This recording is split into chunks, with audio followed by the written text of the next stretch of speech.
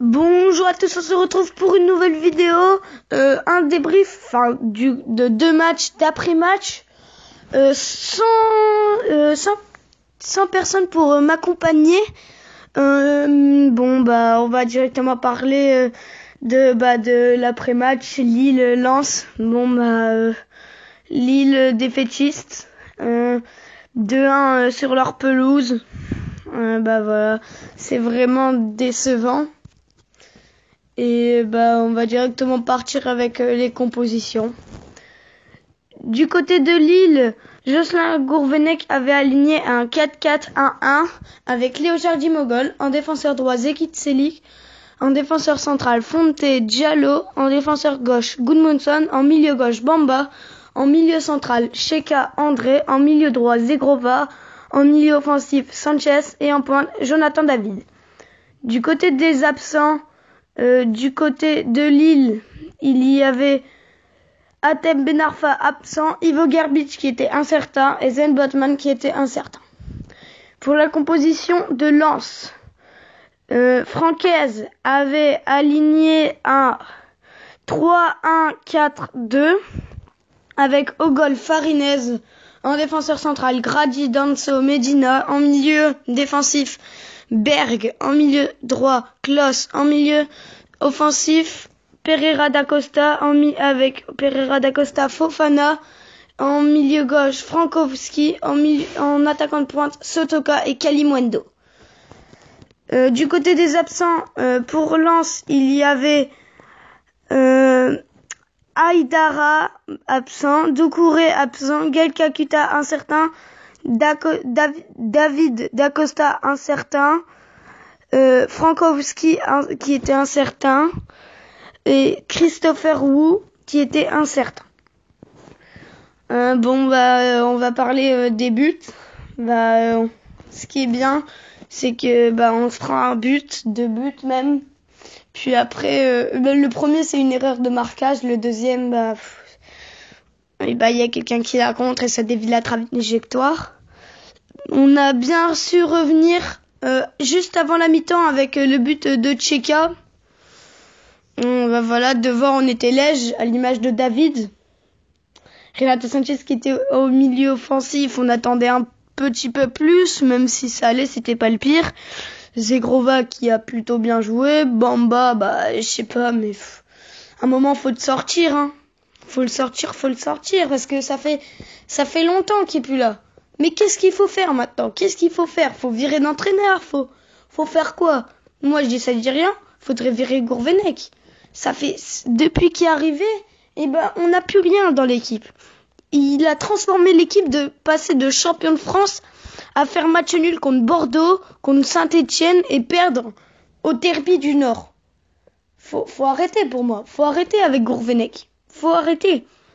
Parce que là, ça va. Là, encore. Là, ça va. Je dis ok. Moi, ça fait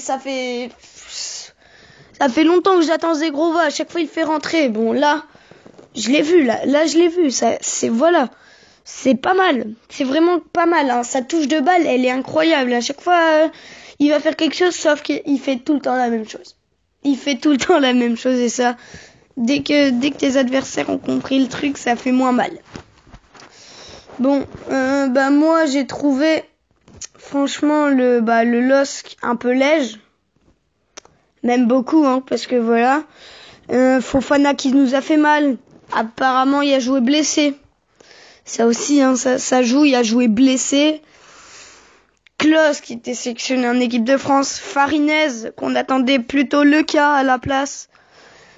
Tout ça, c'est des petits détails. Et nous, on avait quand même quelques absents qui nous coûtent cher. À l'image de Botman, même si je dis pas Diallo a fait un mauvais match. Plutôt Diallo a été un des meilleurs tout simplement. Mais voilà, Botman quand même c'est un élément clé, on le voit, hein. Et maintenant va falloir faire avec, vu que maintenant on va plus être une équipe pour jouer de champion de France. Va falloir jouer pour les 10e passes, la deuxième partie de tableau, ou avec un peu de chance accrocher la Conference League, mais maintenant l'année prochaine on va rentrer dans le rang. Hein. On va un peu rentrer comme Montpellier, tout ça, des clubs comme ça, Nantes, avec des petits Strasbourg, avec des petits miracles, ils peuvent accrocher la Conference League, ça serait vraiment pas mal. En plus là avec le mercato, va falloir faire avec, hein, va falloir recréer une équipe de jeunes vu que déjà nos deux meilleurs joueurs, Botman et Sanchez, ils vont partir. Et David qui va partir aussi. Après il y en a plein qui vont partir. Je cite pas les Burak Yilmaz, Hatem Ben Arfa, à la limite Hatem Ben Arfa c'est bon, c'est terminé. Mais bon voilà. On va partir maintenant du coup avec Reims contre Lille qui était moins ennuyant hein, d'ailleurs qui était moins ennuyant, mais bien sûr encore une défaite à Reims 2-1. Encore une défaite et ça fait mal. Ça fait très très mal une défaite. C'est une défaite surtout qu'on se prend un but à la dernière minute. Alors on se prend le premier Yigag. Le premier Yigag, on domine le match. Une erreur de Jardim. Et voilà. On se prend le but. Le mec qui a bien suivi, il était un peu seul. Mais voilà, on se prend un but de gag, sachant que on méritait de marquer et voilà, c'est le football. Et après Renato qui met une frappe incroyable. On a trouvé en même temps notre tireur de loin enfin. Notre tireur de coup franc qui les tirait plutôt pas mal et notre tireur de loin enfin, il tente de frapper et bang, elle part et but. Allez. Du coup, on va directement partir avec les compositions.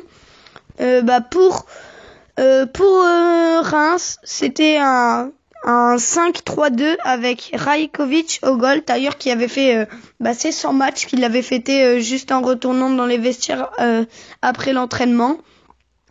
En défenseur droit, Buzy.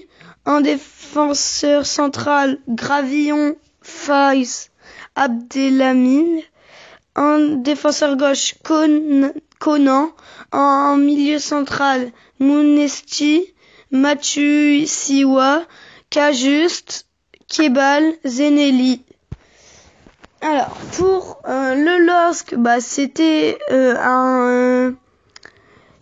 un 4-4-1-1 avec au goal Léo Jardim, en défenseur droit Zekit Selik, en défenseur central Fonte André, en défenseur gauche Bradaric, en milieu gauche Bamba, en milieu central Renato Sanchez et Amadou Onana, en milieu droit enfin Zerova, en milieu offensif Angel Gomez et en attaquant de pointe Timothy Weah. Du côté des absents, le LOSC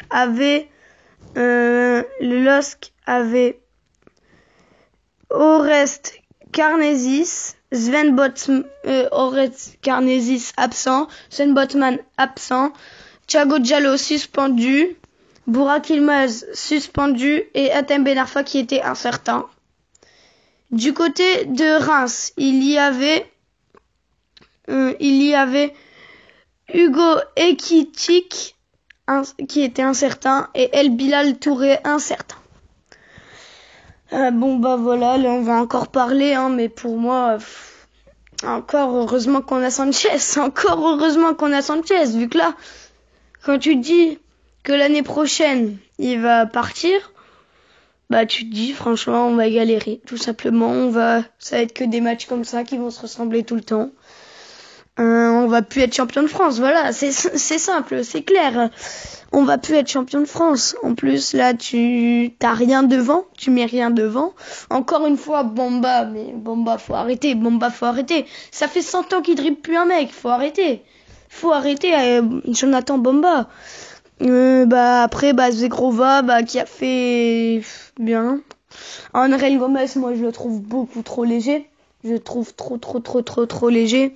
Pour moi, et en pointe, on l'a pas vu, aucune occasion à part la frappe de Renato Sanchez. C'était un beau match dans le jeu, mais devant le but, quand tu vois devant Gomez et Weah, tu te dis c'est léger.